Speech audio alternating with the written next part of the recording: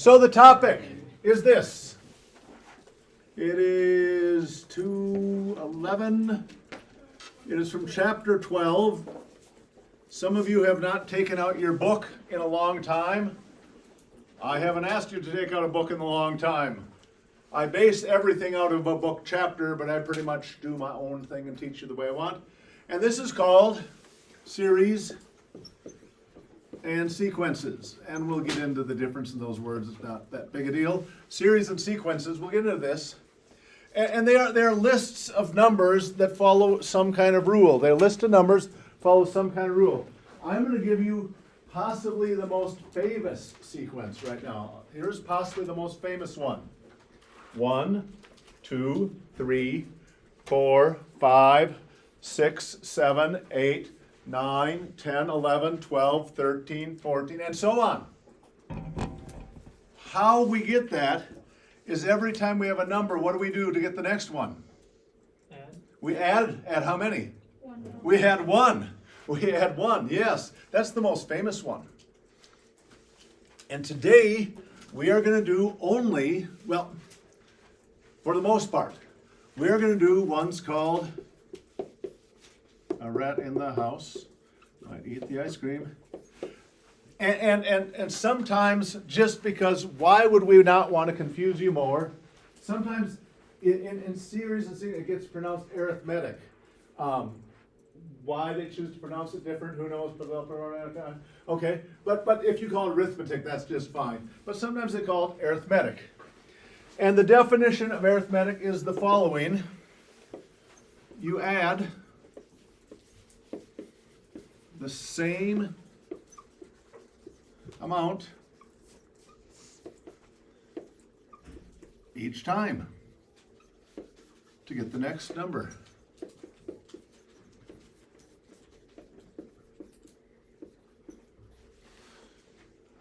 So if you add the same amount every time, that's called arithmetic.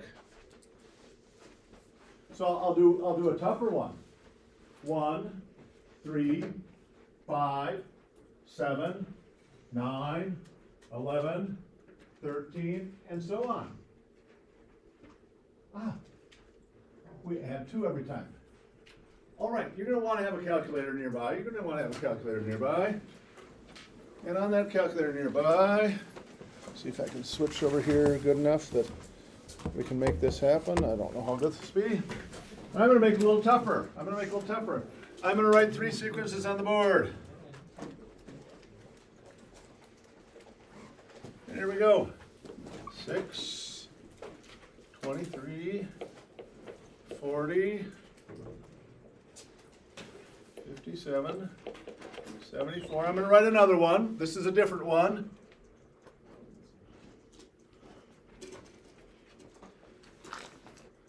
I'm going to write a different one. 55, 76, 98, 119, and 140. And I'm going to write one more. 1, 4, 7, 10, 13, 16. Those are probably arithmetic sequences, meaning you add the same thing from one to the next to the next. Would you please go 74 minus 57, get that answer, 57 minus 40, 40 minus 20, do all of them, and see if it turns out to be the same difference every time.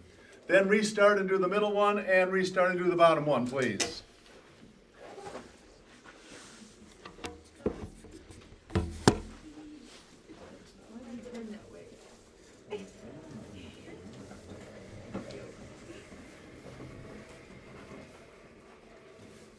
They probably are all arithmetic, or maybe one of them isn't. They sure look like they are. Is the top one arithmetic? Yeah. So when you subtract backwards, then what do you add every time? You add. Do we add 17 every time? Is it arithmetic? Say yep. Yep. Cool. All right. Is this one arithmetic? No. What?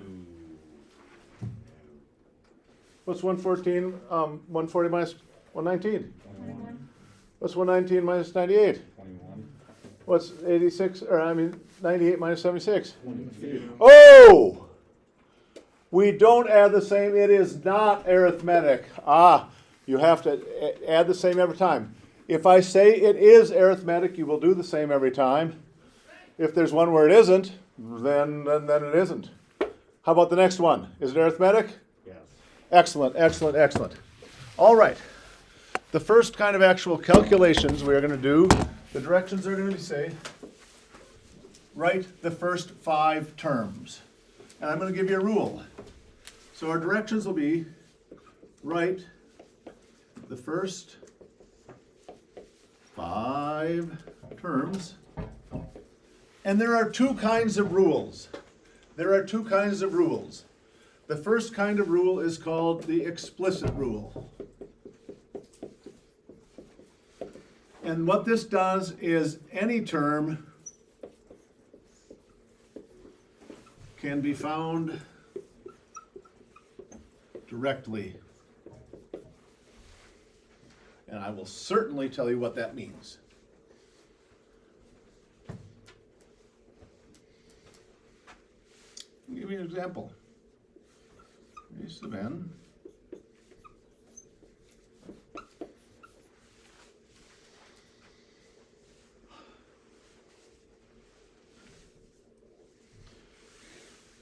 This just means the nth term. It's just a label. If I want to find the 7th term, I'd put a 7 here. That would mean I'm going to find the 7th one. Or a 1 here would be the 1. This is just a label. It's just a label. It's just a label. And here's our formula. Well, I'm asking you to find the first 5 terms. So put a sub 1, please. And that's just a label, meaning the first one. It's just a label, meaning the first one. And I also put a 1 right where this is. So both ends are going to get a 1. This one's a label. This one is math. 5 times 1 plus 3. There's your first term. Your second term is as follows. A sub 2. That's just a label, meaning what's the second one? We write 5 times 2 plus 3. We get 13. A sub 3 is 5 times 3 plus 3. It's 18. I'm doing the next one in my head. 5 times 4 is 20 plus 3 is 23. I'm doing the 5th one. 5 times 5, 25 is 28. And I'm going to write this down side by side. I'm going to write it down side by side so we can hear it. Actually, we would be seeing it. 8, 13, 18, 23, and 28. Is that arithmetic? Real quick, using your brain. The only people behind are the ones who already are not trying. The rest of you are all caught up already. Do I subtract 5? 5 is the difference 5. Yes. Cool. And with the explicit formula, if I wanted to say what is the 47th, I could write a of 47. That's just a label. Equals 5 times 47 plus 3. And quickly, if you have a calculator handy, you can find that, and it is 238. I'm going to give about 30 seconds here for anybody to ask any question about the last 15 or so minutes of class. I have to be careful with this new way to recording. I have to stop after 15 minutes.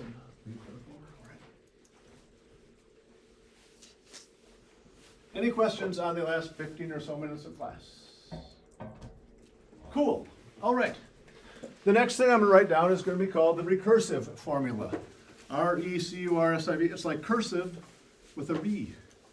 Recursive formula.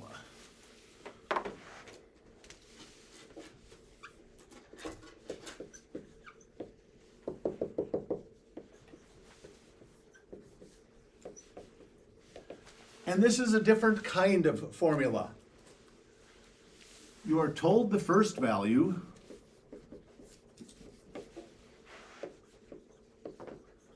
and then you are told how to find the next.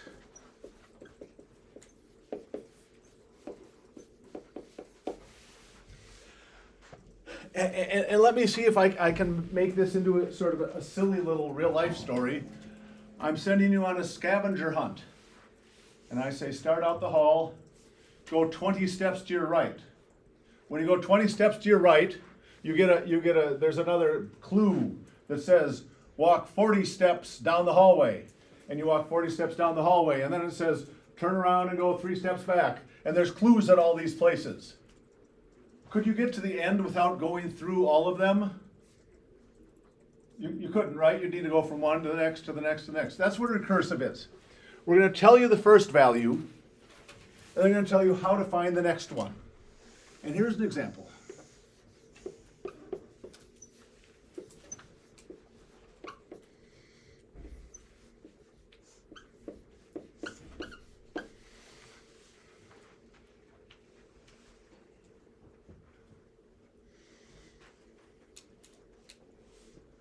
I'm telling you where this list of numbers is going to start.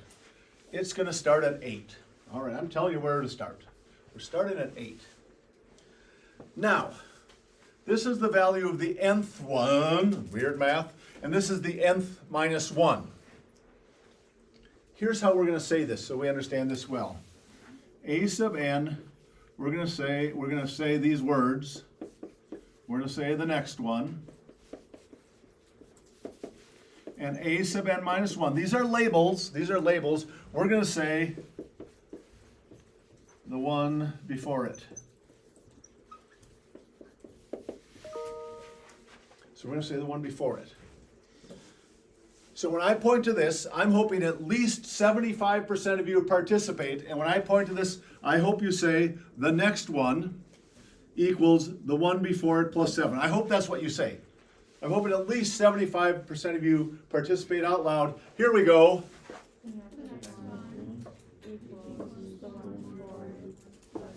All right, where do I start?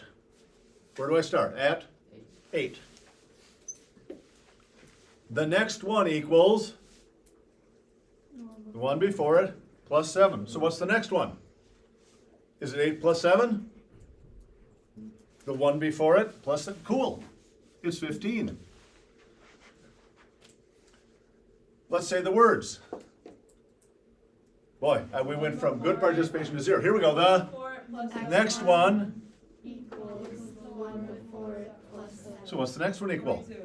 15 plus 7.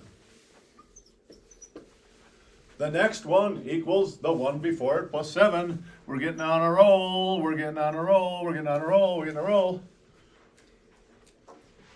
Cool. It's another way to write them out. Would it be hard to find the 496th this way? You'd have to find the next one, and then the next one, and then the next one, and then the next one. So it's not as so good to find like the whole bunch way out. It's not so good to find the one whole way out. Cool. Let me put another one up on the board while I'm stopping the recording. And I'm going to go.